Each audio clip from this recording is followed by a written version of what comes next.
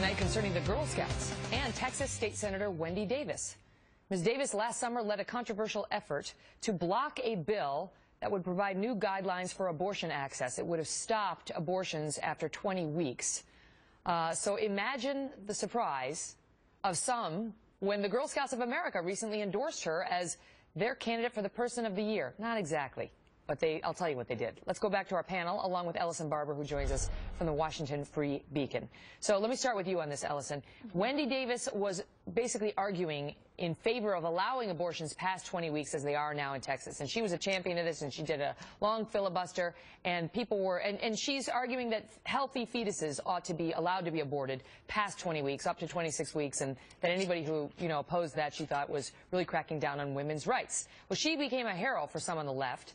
And the Girl Scouts retweeted, I guess, a discussion about she, among others, should be Person of the Year or should be the Woman of the Year. Do I have it right?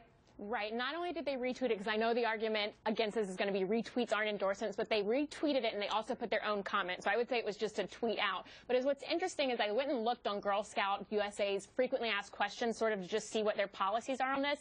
And they very clearly state that when it comes to human sexuality, birth control, and abortion, they do not take positions on these issues or distribute materials associated to it. So with that tweet, even though they're trying to backpedal and say it was a retweet, it wasn't an endorsement, we were just trying to put this article out to talk about inspirational women, they've essentially violated their own policy. And I do think that that is a big deal because it goes against sort of the core message that they're trying to promote to girls, and they are overstepping their bounds and promoting what is inherently a political message by tweeting anything tied to Wendy Davis. Because they're asking, is there anyone you would add to this list? Incredible ladies, they say, who should be Women of the Year. And the question is, Bernard, whether the Girl Scouts of America should be going anywhere near Wendy Davis or abortion. Could we please inject some facts into this debate and quit going after the Girl Scouts? Here's what happened.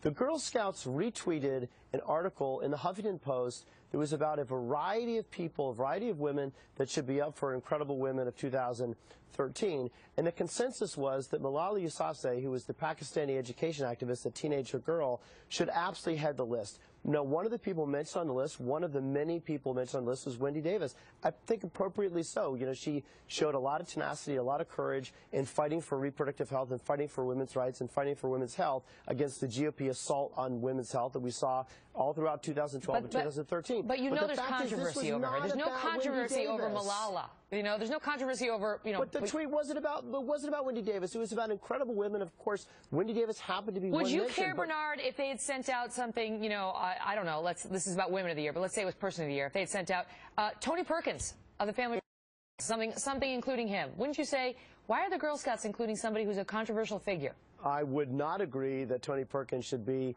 a Person of the Year, considering that he is against basic fundamental human rights. That's my point. Should the Girl Scouts guy, I'll give you the last word, be tweeting out anything that's got a list on whom someone very controversial is included? I'll cut them a little bit of slack because they weren't explicitly endorsing her or her policies. But if you're running an organization that's built on merit and, service and cookies, the last thing you want associated with your brand is late-term abortion. And you can talk about women's rights, and I know we just heard the talking point there. The fact is, according to a raft of polling, women are more likely to oppose late-term abortion, what Wendy Davis has championed, than men. So this is not a women's rights issue. It's a human rights issue. So I just wanted to make that point and correct Bernard on that. Well, I think they should stick to the cookies and not the tweeting, because it has not worked out well for them today. They got a lot of pushback on Twitter. Panel, thank you all. Thank you. Thanks, Megyn.